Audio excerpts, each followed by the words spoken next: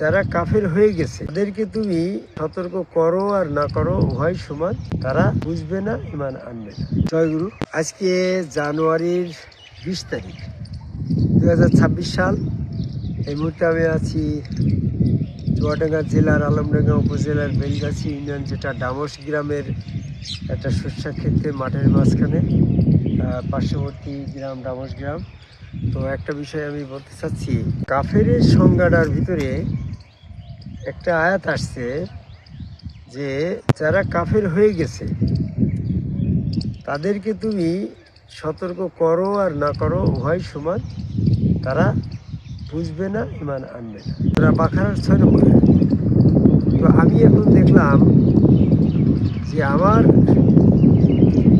লেখা বই পুস্তক বা ওয়াজ, আদম সেজদার বিভিন্ন প্রমাণ, বিভিন্ন লজিক,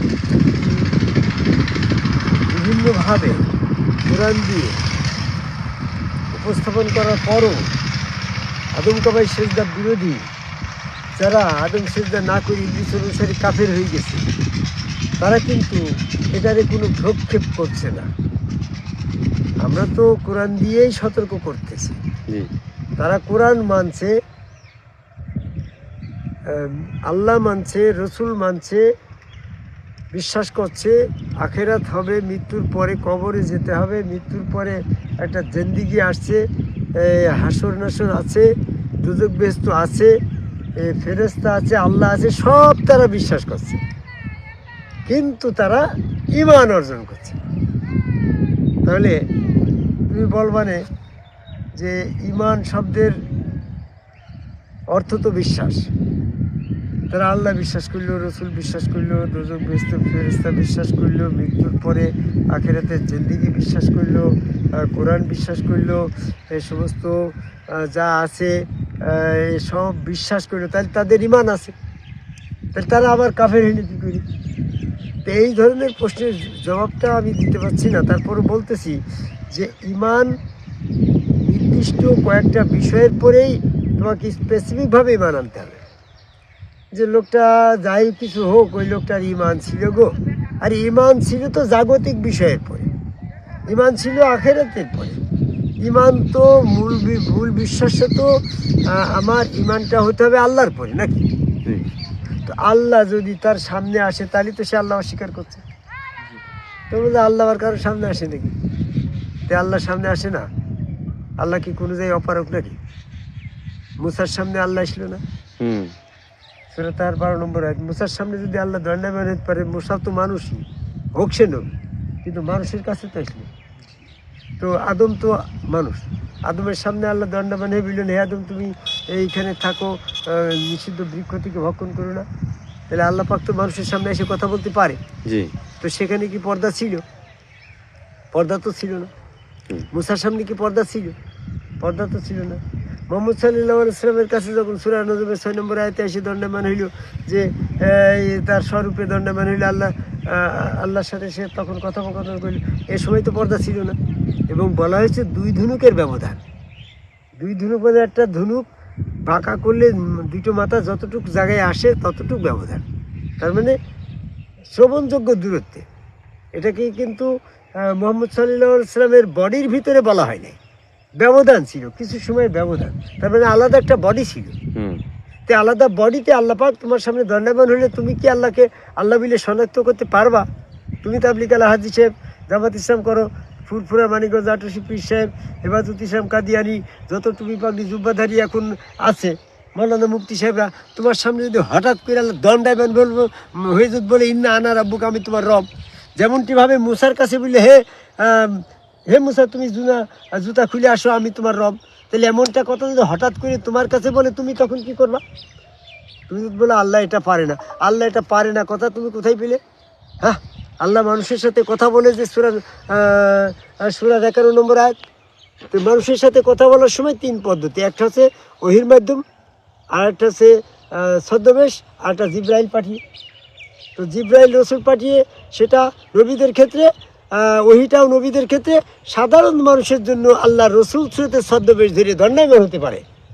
সেই রসুল সুরতের ছদ্মবেশে যখন তোমার কাছে আল্লাহ আসবে, তখন তো তুমি না চিনতে পেরে অস্বীকার করে কাফের হয়ে যাবা, কারণ তুমি তো রসুলটাই চেনো না। তুমি বলে আমার মোহাম্মদ সাল্লাল্লাহু আলাইহি ওয়াসাল্লাম আমার নবী, সেই রসুল, সেই প্রেমিক হয়েছো, কিন্তু তার রূপ চেহারা তো তোমার চেনা নেই। শয়তান এসে তোমার মোহাম্মদ সুরতে এসে দণ্ডায়মান হয়ে মোহাম্মদের রূপ নাম নিয়ে যখন বলবে আমি তোমার নবী, আমি তোমার আল্লাহ, তখন তো তুমি শয়তানকে আল্লাহ বিলে ফেলতে পারো। তো তাহলে ওই ভয়তেই ওই কথা যখন হাসিবুল মৌলানার কাছে গিয়ে শুনলে, তখন তুমি বললে যে আসবে সেই শয়তান, এর সঙ্গে আল্লাহ এসলো তোমার কাছে, সেই মোহাম্মদের সে প্রকৃত রূপ ধরি, তখন তো তুমি তাকেও শয়তান বলবা, কারণ তুমি মোহাম্মদের প্রকৃত রূপ তো দেখো নি। এই জন্য এখানে এই যে রসুল স্রোতের বর্তমান সমগ্র রসুল, এই রসুল বিশ্বাস না করে কাফের হয়েছে গো। তাহলে একজন রসুলকে সে অস্বীকার করে কাফের হয়ে গেল। তো বলছে না হাসি বলছি তো তাকে তো আমি রসুল বিশ্বাস করি। তো রসুল বিশ্বাস করার প্রমাণ হচ্ছে রসুলের হাত আল্লাহর হাত, তাহলে ওই হাত আল্লাহর হাত বিশ্বাস করো, ওই পা আল্লাহর পা, ওই চেহারা আল্লাহর চেহারা বিশ্বাস বলে করি। তো তাহলে করো যখন, তাহলে সেজদা করো। রসুল বিশ্বাস আল্লাহ বিশ্বাসের আনুগত্যের প্রমাণ কি? আল্লাহ বিশ্বাস করো, রসুল বিশ্বাস করো, এটা আল্লাহ আনুগত্য করো, রসুল আনুগত্য করার প্রক্রিয়া হচ্ছে এই আদম সেজদা। আদম সেজদার মাধ্যমে যারা এখনো সে আদম কবে আল্লাহকে সেজদা করিনি, তাদের আল্লাহ বিশ্বাসও সঠিক হয়নি, রসুল বিশ্বাসও সঠিক হয়নি, তারাই হচ্ছে কাফের। যেমনটিভাবে ইবলিস আল্লাহ বিশ্বাস করলো, রসুল বিশ্বাস করলো, কিন্তু আদম সেজদা না করে কাফের হয়ে গেল।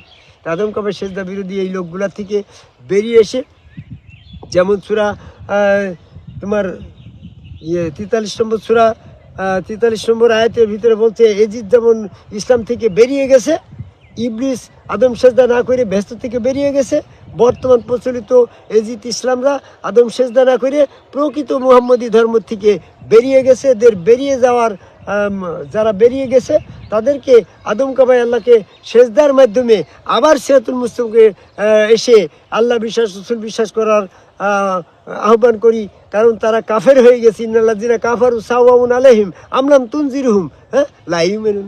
যারা কাফের হয়ে গেছে তাদেরকে শোনানো না শোনানোর সময়, যারা বর্তমান টুপি পাগড়ি যুবাধারা জামাত ইসলাম চরমনা এরা সব কাফের হয়ে গেছে। এরা আদম সেজদা বিরোধী যতই হাসিবুল যুক্তি দেখলেন কেন আদম সেজদার আয়াত দিয়ে, তারা আদম সেজদা না করে কাফের হয়ে গেছে। এই জন্য বলি, যারা কাফের হয়ে গেছে তাদের প্রমাণ হচ্ছে আমাদের এলাকায় যে সমস্ত মানুষগুলোকে প্রতিনিয়ত শোনাচ্ছি, আমাদের ভিডিও দেখছে, সমস্ত কিছু দেখছে, কিন্তু তারা এই লজিক সব কিছু করে নেয় থাকার পরও তারা এই আদম সেজদা করবে না। এদের কথাই বলা হয়েছে সূরা বাকারার 6 নম্বর আয়াতে। তৎকালীন সময়ের কাফের কথা বলেন, বর্তমান সময়ের সমগ্রকে রসুল হিসাবে যারা বিশ্বাস করে আদম সেজদা করছে না, এই তাদের প্রচলিত সমাজের প্রচলিত মানুষকে কাফের বলা হয়েছে। এদেরকে শোনানো না শোনানো দুই সমান। জয় গুরু।